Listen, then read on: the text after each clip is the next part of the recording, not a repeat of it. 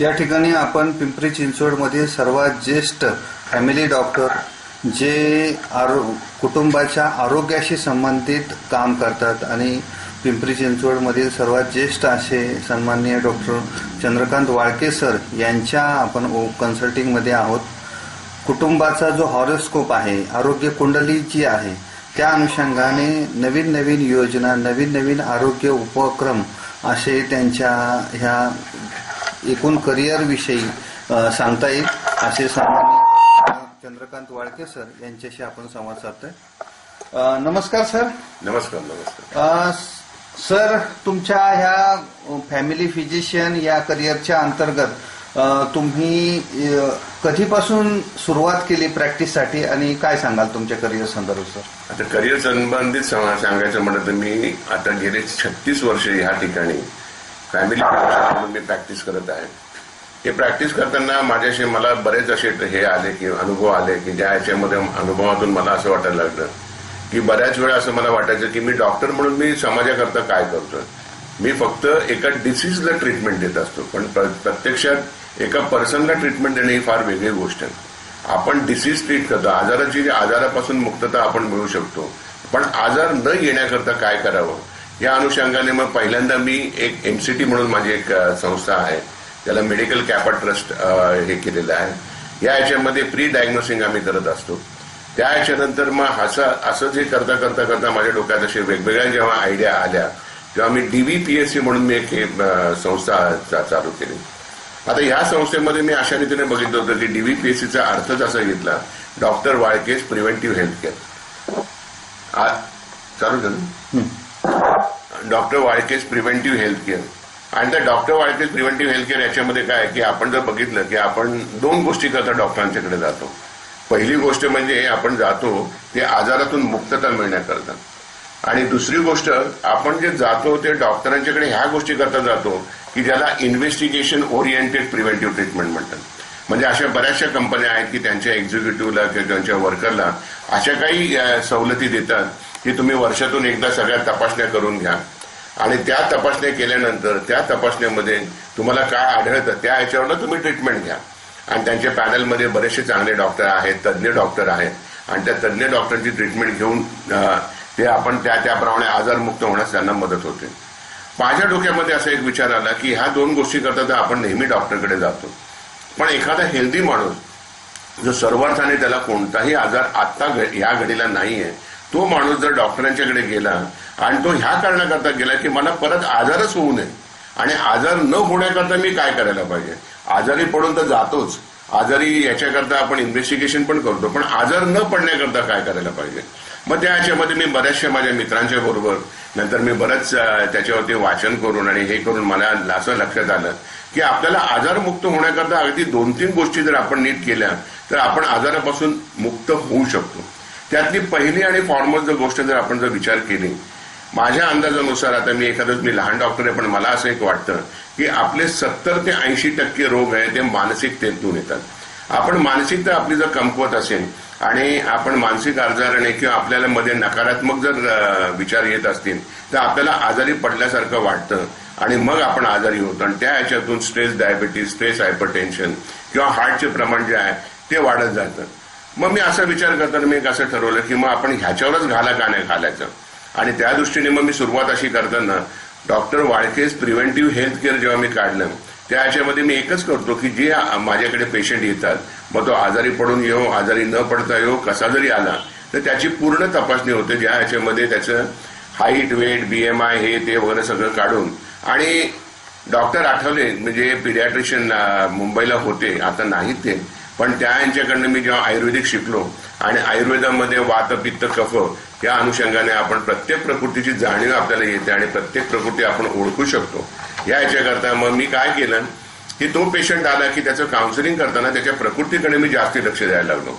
म्हणजे वाताचा पेशंट कसा रीतीने येऊ शकतो, कफाचा कसा येतो, पित्ताचा कसा, आणि आयुर्वेदिक आणि ॲलोपॅथी याची सांगड घालून मी त्यांना ट्रीटमेंट देण्याचा प्रयत्न केला। पण त्या याच्यामध्ये पहिली गोष्ट मी ठरवली की आपल्याला सामुपदेशन करणं फार गरजेचं आहे, आणि त्या दृष्टीने मी काउन्सिलिंग हा प्रकार माझ्या दवाखान्यामध्ये चालू केला, आणि मला प्रत्येक पेशंटला काउन्सिलिंग करण्याकरता 15 ते 20 मिनिटं लागतात। एक 4-5 सेशनमध्ये ते स्वतः बाहेर पडतात त्यांच्या अंतरंगातून त्यांना सगळ्या गोष्टी ते सांगतात आणि मग त्यांना मी ऍडवाइस करू शकतो. स्पेशलाइज काउन्सिलिंगच्या करता मग स्पेशलाइज काउन्सिलरकडे देखील मी पाठवतो. याच्यामध्ये मला सायकॅट्रिस्ट जे आहेत त्यांची पण मला बऱ्याच वेळा मदत होते. आपल्याच एरियामध्ये डॉक्टर मेहता म्हणून जे आहेत त्यांच्याकडे माझे मी पेशंट नेहमी पाठवत असतो आणि मला त्या याच्यामध्ये कळलं की बरेचसे आपले प्रॉब्लेम त्या याच्याने बरे होऊन जातात. दुसरं माझं असं लक्षात आलं की थोडासा व्यायाम, अगदी फार व्यायाम करायला पाहिजे असं पण नाहीये, कारण आजकाल व्यायाम करायला आपल्याला तेवढा वेळच नाहीये. माझ्याकडे पण तुम्ही बघितलं तर तुमच्या लक्षात येईल. पण त्या याच्यामध्ये मी संपूर्ण व्यायामाचं मी योगाचं जेव्हा वाचन केलं त्या याच्यामध्ये मला असं कळलं की प्राणायाम, योग निद्रा आणि शवासन हे जर तुम्ही फार तन्मयतेने जर केलं तर तुमचे बरेचसे रोग कमी व्हायला मदत होते. कारण प्राणायाम, योगनिद्रा आणि शवासन याच्यामध्ये तुमच्यामध्ये सकारात्मक भावना सुरुवात होते आणि त्या याच्यामध्ये तुमचे रोग कमी व्हायला मदत होऊन जाते. डाएटमध्ये जर बघितलं तर आपल्या भारतीय लोकांचं डाएट हे कार्बोहायड्रेट रिच आहे.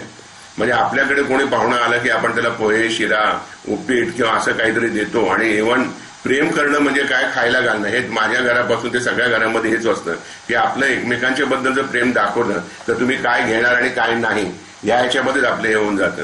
त्या याच्यामध्ये आपल्यामध्ये जे कार्बोहायड्रेट जास्ती येतं त्याच्यामुळे आपल्यामध्ये सुस्ती, परत आपल्यामध्ये जास्ती करून कोलेस्ट्रॉलचं प्रमाण जे वाढतं.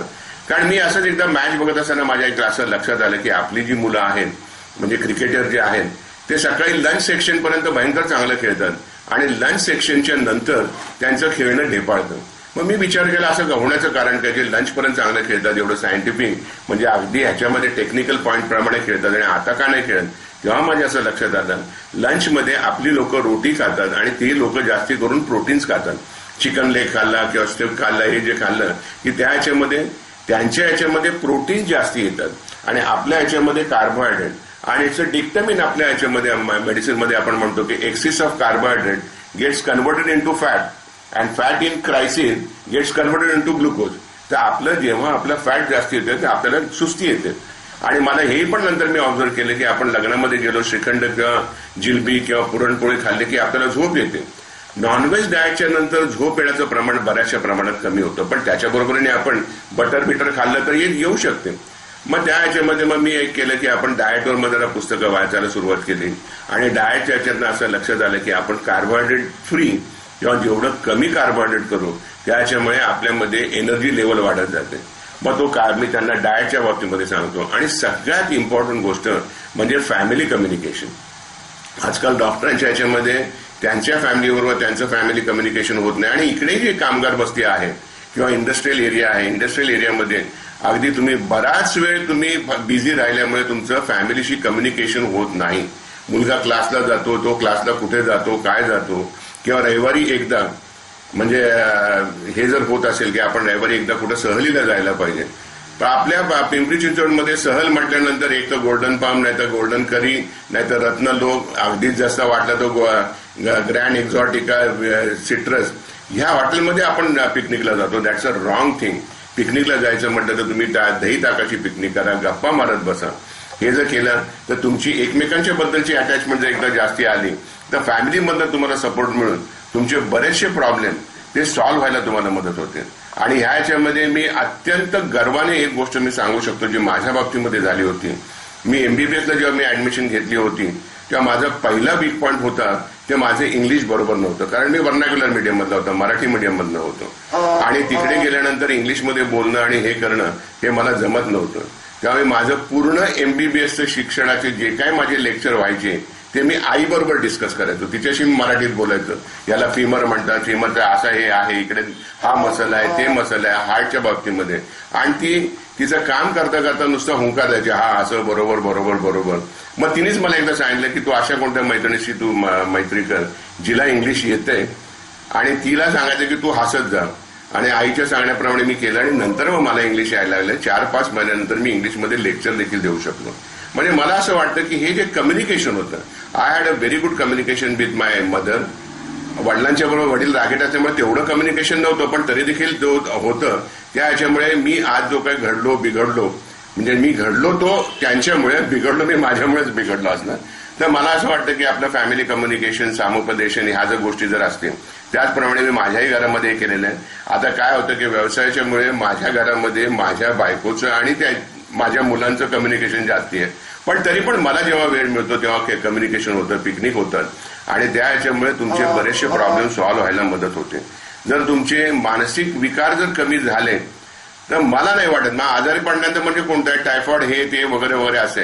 आता मागे पण मी एक लेक्चर दिलं होतं स्वाईन फ्लूच्या बाबतीमध्ये. मी एका ठिकाणी लेक्चर दिलं, त्यावेळेस आपण बघितलं की स्वाईन फ्लूच्या बाबतीमध्ये बरेच लोक घाबरले होते, म्हणजे डॉक्टर लोक देखील घाबरले होते. मॉलमध्ये जाऊ नका, इकडे जाऊ नका, ज्या ठिकाणी गर्दी आहे. पण सायंटिफिकली जर विचार केला तर तेव्हा माझं असं एक लक्षात आलं, कारण मला एक ऑब्झर्वेशनची फार वाईट सवय, तर तेव्हा माझ्या असं एक लक्षात आलं की स्वाईन फ्लू जो झाला तो जास्ती करून हायर मिडल क्लास मधल्या फॅमिलींना झाला. जी मुलं एसी गाडीतून जातात, एसी गाडीतून येतात, घरामध्ये एसी असतो, लॅपटॉपवर बसतात, म्हणजे 2-3 गोष्टी होत्या की फिजिकल एक्झर्शन नाही आणि सारखं थंड याच्यामध्ये राहिल्यामध्ये हीट निर्माण होत नव्हती. वेळेस झोपडपट्टीमध्ये हेच प्रमाण फार कमी दिसलं. त्याचं कारण की त्यांना स्टोरेज करण्याकरता फ्रीज नव्हतं, म्हणजे 3 वेळेस ती बाई गरम जेवण करते. दुसरी गोष्ट म्हणजे सामान एका महिन्याचं त्यांना आणता येत नाही, म्हणजे तो मूल सारखं पळत असतं, जा साखर घेऊन ये, जा बुकणी घेऊन ये, जा गहू घेऊन ये, आणि त्या ह्याच्यामुळे त्याचं फिजिकल एक्झर्शन. आणि त्यांच्या डब्यामध्ये काय असतं, जसं ह्या मुलांच्या डब्यामध्ये पेस्ट्रीज, बर्गर, ह्या मुलांच्या डब्यामध्ये मटकीची उसळ किंवा मेथीची भाजी, भाकरी, ह्या सगळ्याच्या ह्याच्यामुळे त्यांची प्रतिकारशक्ती वाढली होती. आणि ती प्रतिकारशक्ती वाढते म्हणून त्यांना स्वाईन फ्लू झाला नाही. आणि हाच एक धागा पकडून मी विचार केला की आपल्याला जर रोगमुक्त जर समाज बनवायचा असेल तर आपण आपली प्रतिकारशक्ती वाढवली पाहिजे. अवॉइड करून की त्या ह्याच्यामुळे मला त्रास होतो ती गोष्ट अवॉइड करण्यापेक्षा त्या बाबतीतली प्रतिकारशक्ती कशी वाढवावी या दृष्टीने आपण प्रयत्न केला पाहिजे. या ह्याच्यामध्ये मला बऱ्याच लोकांची मदत झाली. म्हणजे आपलं जर नाव घेण्याचं म्हटलं तर डॉक्टर टोणगावकर यांनी माझ्याबरोबर बऱ्याच ठिकाणी लेक्चर दिलेले आहेत. डॉक्टर करमळकर म्हणून जे आहेत, किंवा डॉक्टर क्षीरसागर ऑर्थोपेडिक सर्जन, या लोकांनी मी जेव्हा जेव्हा बोलवलं. आणि दुसऱ्या म्हणजे डॉक्टर गायकवाड म्हणून आहेत. त्याचप्रमाणे माझ्या शक्ती हॉस्पिटलमधले गिरीश निकम यांच्या सगळ्यांच्या मदतीने मला बऱ्याच वेळा मला हे उभं करण्यामध्ये अजून 1-2 जणांचा जो मला अगदी फायदा झाला ते म्हणजे अजय रोकडे आणि भालेराव हे माझ्याबरोबर होते. आणि त्यांनी DVPSC आणि मेडिकल हे आपलं हे जे हॉरोस्कोप हा करायला मला फार मदत केली. आता हॉरोस्कोपच्या बाबतीमध्ये माझ्या DVPSC आणि हेल्थ हॉरोस्कोपच्या उपक्रमामध्ये मला निशांत वाळके जो माझा पुतण्या आहे त्याची मला फारच मदत झाली. आम्ही दोघांनी मिळून ही संस्था चालू केलेली आहे. आणि DVPSC म्हणजे प्रतिबंधात्मक उपचार पद्धती, आणि मेडिकल हॉरोस्कोपमध्ये तर मी सांगितल्याप्रमाणे आम्ही सगळा डाटाबेस तयार करतो. कॉम्प्युटर सेक्शन आणि ऍडव्हर्टायझिंग सेक्शन हा सगळा प्रकार जो आहे तो निशांत वाळके बघत असतो. मध्ये सांगितलं तर मी इव्हन ह्यांच्याशी पण बोललो होतो, आपलं डॉक्टर टोणगावकरांशी बोललो होतो. हॉरोस्कोप हा प्रकार फक्त मी नाव दिलंय की त्याला कुंडली म्हणून नाव दिलं तर लोक अगदी ह्याच्याने येतात. आता माझ्याकडे पण बरेचसे लोक येतात, मग ते आले की मी त्यांचे इथे मी त्यांच्या हे पहिलं जे पान आहे या पानावर मी त्यांचे सगळं डाटाबेस तयार करतो. म्हणजे त्यांचे height, weight, BMI, blood pressure वगैरे सगळं लिहिलं जातं. त्याच्यानंतर दुसरं जे पेज आहे, दुसरं पेज जेव्हा मी काढतो त्या ठिकाणी मी ह्याला इथे मी कुंडलीसारखं दाखवलेलं आहे.